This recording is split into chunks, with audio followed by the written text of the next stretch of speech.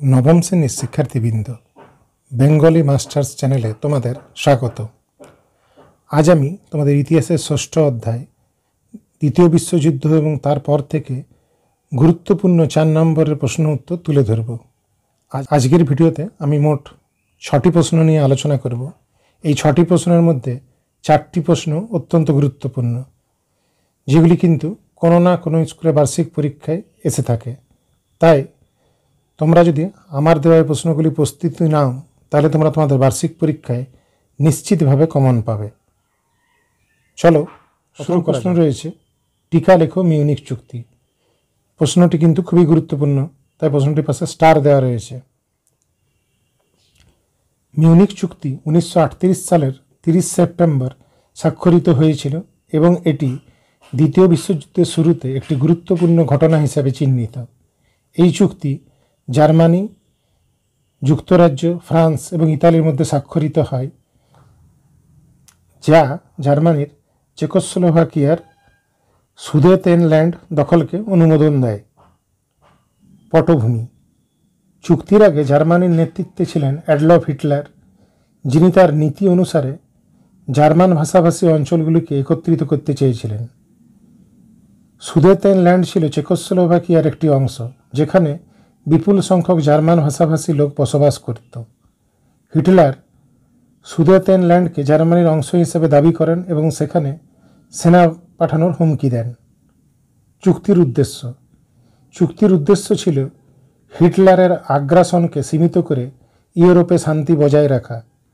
যুক্তরাজ্যের প্রধানমন্ত্রী Neville Chamberlin এবং ফ্রান্সের প্রধানমন্ত্রী এডওয়ার্ড দালাদিয়ে এই চুক্তি স্বাক্ষরে রাজি হন, কারণ তারা চেয়েছিলেন যে কোনো মূল্যে যুদ্ধ এড়াতে।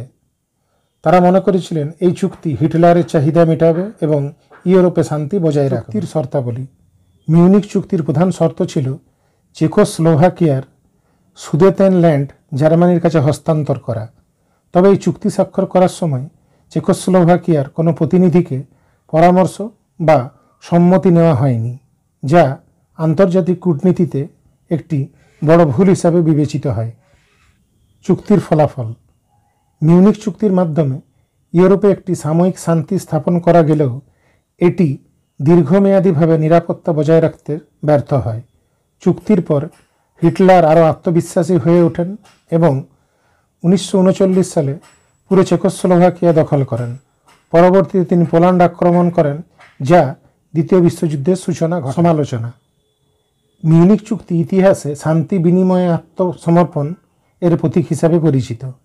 বিশেষজ্ঞদের মতে চুক্তিটি হিটলারকে আরও সাহসী করে তোলে এবং ইউরোপে নিরাপত্তা রক্ষার জন্য হুমকি হয়ে ওঠে। নেভিল চেম্বারলিনের শান্তির প্রচেষ্টা শেষ পর্যন্ত ব্যর্থ হয়, কারণ হিটলার কূটনৈতিক চুক্তিগুলিকে মানতে অস্বীকার করেন।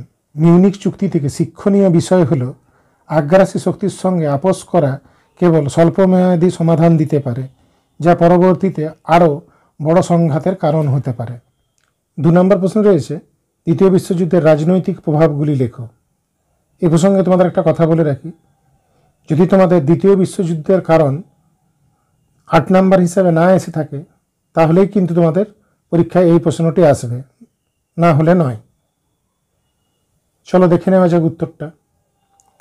দ্বিতীয় বিশ্বযুদ্ধ বিশ্বের ইতিহাসে এক গুরুত্বপূর্ণ অধ্যায়, যা পৃথিবীর রাজনৈতিক মানচিত্রে ব্যাপক পরিবর্তন নিয়ে আসে।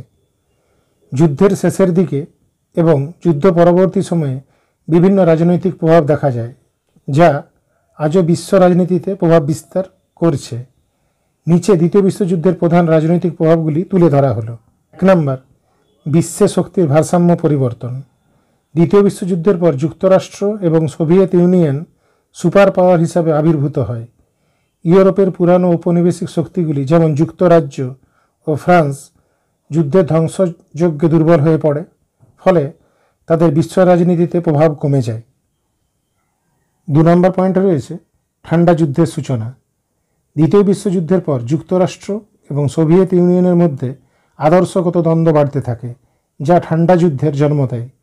এই সময়ে দুই পক্ষই নিজেদের প্রভাব বিস্তারে প্রতিযোগিতা শুরু করে এবং বিশ্বকে 2টি গোষ্ঠীতে ভাগ করে দেয়, পশ্চিমা ব্লক এবং পূর্ব ব্লক। 3 নম্বর পয়েন্টে রয়েছে জাতিসংঘের প্রতিষ্ঠা। বিশ্বে স্থায়ী শান্তি প্রতিষ্ঠার লক্ষ্যে 1945 সালে জাতিসংঘ গঠিত হয়।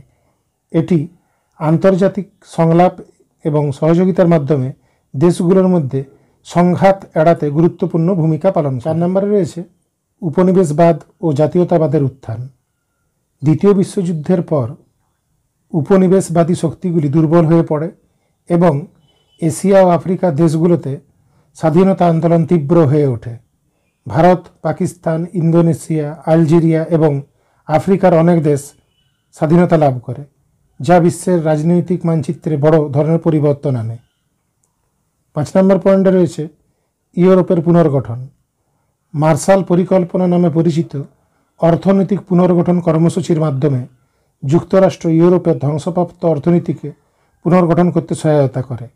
এর ফলে ইউরোপে দ্রুত অর্থনৈতিক পুনরুদ্ধার করে এবং রাজনৈতিকভাবে স্থিতিশীল হয়। 6 নম্বর পয়েন্টে রয়েছে বার্লিন প্রাচীর ও জার্মানির বিভাজন। দ্বিতীয় বিশ্বযুদ্ধের পর জার্মানি দুটি ভাগে বিভক্ত হয়, পশ্চিম জার্মানি এবং পূর্ব জার্মানি। 1961 সালে বার্লিন প্রাচীর নির্মাণের মাধ্যমে এই বিভাজন আরও সুস্পষ্ট হয়, যা ঠান্ডা যুদ্ধের অন্যতম প্রতীক হয়ে দাঁড়ায়। দ্বিতীয় বিশ্বযুদ্ধের রাজনৈতিক প্রভাবগুলো বিশ্ব রাজনীতির পটভূমিতে এক নতুন যুগের সূচনা করে, যার প্রভাব আমরা আজও অনুভব করি। প্রশ্ন হলো, টিকা লেখো রুশ জার্মান অনাক্রমণ চুক্তি। এই প্রশ্নটি কিন্তু অত্যন্ত গুরুত্বপূর্ণ, এটি কিন্তু তোমাদের প্রস্তুতি নিতেই হবে। রুশ জার্মান অনাক্রমণ চুক্তি, যা মোলোটভ রিবেন্ট্রপ চুক্তি নামেও পরিচিত, 1939 সালের 23শে আগস্ট সোভিয়েত ইউনিয়ন এবং নাৎসি জার্মানির মধ্যে স্বাক্ষরিত হয়। চুক্তিটি ছিল এক অনাক্রমণ চুক্তি, যার মাধ্যমে উভয় দেশ একে অপরের বিরুদ্ধে যুদ্ধ না করার প্রতিশ্রুতি দেয়। স্বাক্ষরকারীরা ছিলেন সোভিয়েত ইউনিয়নের বিদেশমন্ত্রী ভায়াচেস্লাভ মোলোটভ এবং নাৎসি জার্মানির পররাষ্ট্রমন্ত্রী জোয়াকিম ভন রিবেন্ট্রপ। 1 নম্বর পয়েন্টে রয়েছে মূল উদ্দেশ্য। দুই দেশের মধ্যে শান্তি বজায় রাখা এবং অপরের বিরুদ্ধে সামরিক আক্রমণ না করার অঙ্গীকার। পূর্ব ইউরোপের ভূখণ্ড ভাগাভাগি করে নিজেদের প্রভাব বিস্তার পয়েন্টে রয়েছে গোপন প্রোটোকল। চুক্তির গোপন অংশে পূর্ব ইউরোপের বিভিন্ন দেশকে নিজেদের মধ্যে ভাগ করার পরিকল্পনা করা হয়। পোল্যান্ড, বাল্টিক রাষ্ট্র, এস্তোনিয়া, লাতভিয়া, লিথুয়ানিয়া, ফিনল্যান্ড এবং রোমানিয়ার কিছু অংশকে দুই দেশের মধ্যে ভাগ করা হয়। 3 নম্বর পয়েন্টে রয়েছে পরিণতি ও প্রভাব। 1939 সালের 1 সেপ্টেম্বর জার্মানি পোল্যান্ড আক্রমণ করে, যা দ্বিতীয় বিশ্বযুদ্ধের সূচনা করে। 17 সেপ্টেম্বর সোভিয়েত ইউনিয়ন পূর্ব পোল্যান্ড আক্রমণ করে এবং পোল্যান্ডকে দুই অংশে ভাগ করে। ইউরোপের রাজনৈতিক অস্থিরতা ও অবিশ্বাসের পরিবেশ সৃষ্টি হয়। 4 নম্বর পয়েন্টে রয়েছে চুক্তির অবসান। 1941 সালের 22শে জুন জার্মানি অপারেশন বারবারোসা শুরু করে সোভিয়েত ইউনিয়ন আক্রমণ করে। এই আক্রমণের ফলে চুক্তির অবসান ঘটে এবং দুই দেশের মধ্যে পূর্ণাঙ্গ যুদ্ধের সূচনা। 5 নম্বর পয়েন্টে রয়েছে ঐতিহাসিক গুরুত্ব। চুক্তিটি সোভিয়েত ও নাৎসি স্বার্থরক্ষায় গুরুত্বপূর্ণ ভূমিকা পালন করলেও এটি দ্বিতীয় বিশ্বযুদ্ধের ধারা নির্ধারণে বড় ভূমিকা রেখেছিল। এটি কূটনৈতিক চাতুর্য ও বিশ্বাসঘাতকতার উদাহরণ হিসাবে ইতিহাসে উল্লেখযোগ্য হয়ে আছে। 4 নম্বর প্রশ্ন হলো, তোষণ নীতি দ্বিতীয় বিশ্বযুদ্ধের জন্য কতটা দায়ী? প্রশ্নটি কিন্তু খুব গুরুত্বপূর্ণ, তাই তোমাদের এটি খুব ভালো করে তৈরি করতে হবে। চলো দেখে নেওয়া যাক উত্তরটা। তোষণ নীতি বা অ্যাপিজমেন্ট পলিসি ছিল ব্রিটেন এবং ফ্রান্সের একটি কৌশল, যার মাধ্যমে তারা জার্মানির একনায়ক অ্যাডলফ হিটলারকে শান্ত রাখতে চেয়েছিল। এই নীতির মাধ্যমে তারা যুদ্ধ এড়াতে চেয়েছিল, কিন্তু তা পরবর্তীতে দ্বিতীয় বিশ্বযুদ্ধের পথ প্রশস্ত করেছিল। নিচে কয়েকটি পয়েন্টে এই নীতির ফলাফল এবং দ্বিতীয় বিশ্বযুদ্ধে এর ভূমিকা আলোচনা করা হলো। 1 নম্বর পয়েন্টে রয়েছে হিটলারের আগ্রাসনকে উৎসাহিত করা। তোষণ নীতির কারণে হিটলার ক্রমশ আরও সাহসী হয়ে ওঠেন। ব্রিটেন এবং ফ্রান্স তাকে একের পর এক আঞ্চলিক দাবি মেনে নিয়ে আসলে হিটলার মনে করতে শুরু করেন যে তার কোনো কার্যকলাপের উপর কোনো বাধা নেই। এর ফলে তিনি আরও আগ্রাসী হয়ে ওঠেন এবং ইউরোপের বিভিন্ন দেশ আক্রমণ করতে শুরু করেন। 2 নম্বর পয়েন্ট হলো চেকোস্লোভাকিয়ার মিউনিক চুক্তি।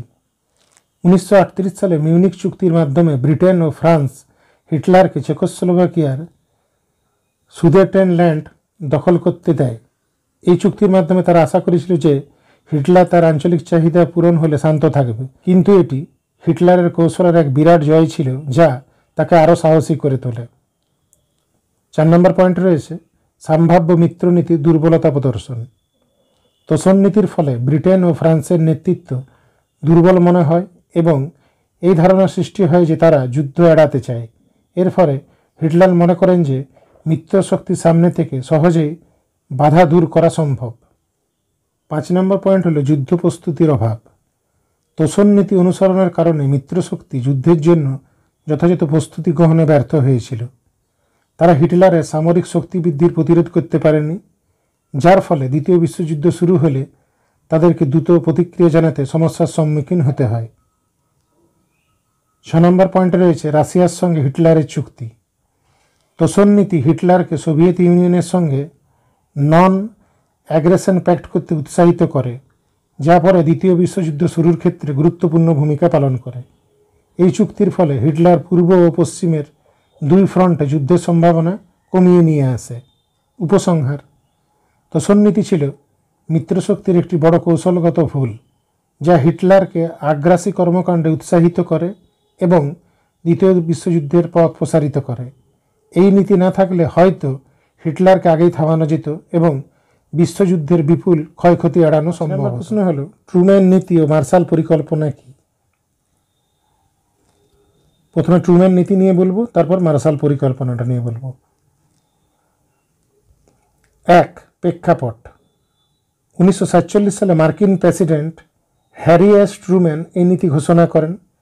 দ্বিতীয় বিশ্বযুদ্ধের পর সোভিয়েত ইউনিয়নের সম্প্রসারণ ও কমিউনিস্ট মতাদর্শের বিরোধ করার জন্য এই নীতি গ্রহণ করা হয়। 2. মূল উদ্দেশ্য: এই নীতির মূল উদ্দেশ্য ছিল কমিউনিজমের বিস্তার প্রতিহত করা এবং যেসব দেশ সোভিয়েত ইউনিয়নের প্রভাবের অধীনে আসতে পারত তাদের আর্থিক ও সামরিক সহায়তা প্রদান করা।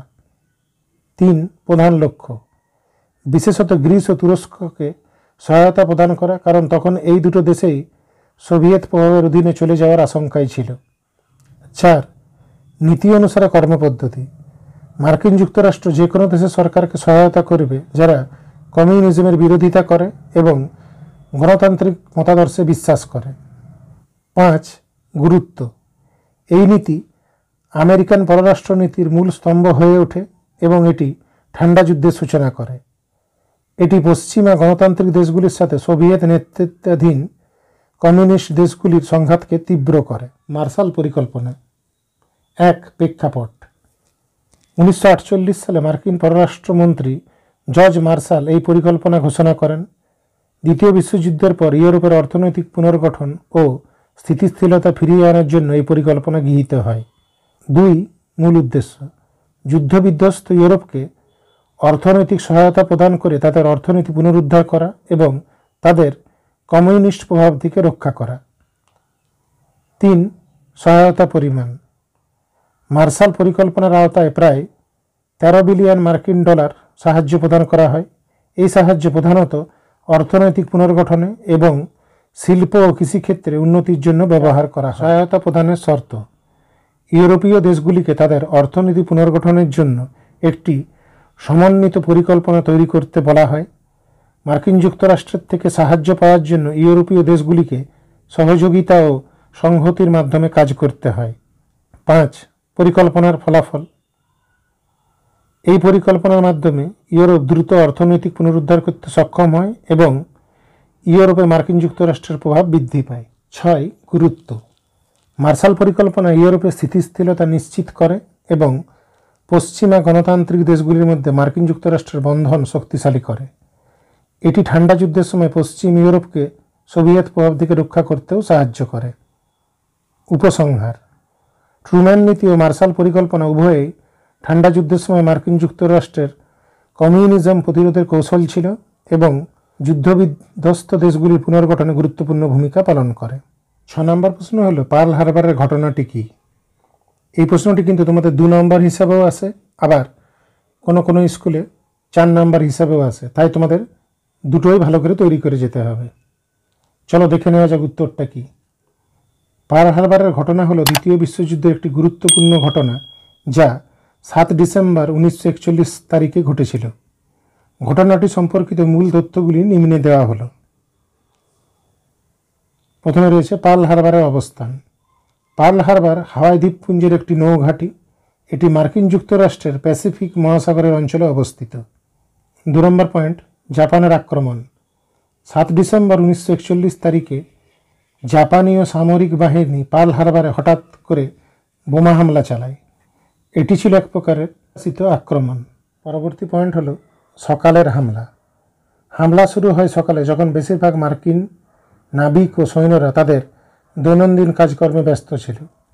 এতে করে সুরক্ষা ব্যবস্থা যথেষ্ট প্রস্তুত ছিল না। একটি পয়েন্ট রয়েছে বোমা ও গোলাবারুদ।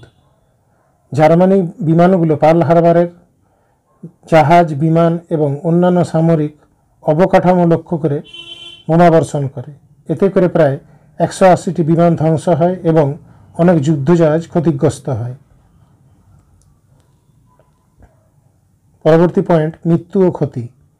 এই হামলায় প্রায় 2400 মার্কিন সেনা ও নাবিক নিহত হন এবং 1000 জনের বেশি আহত হন।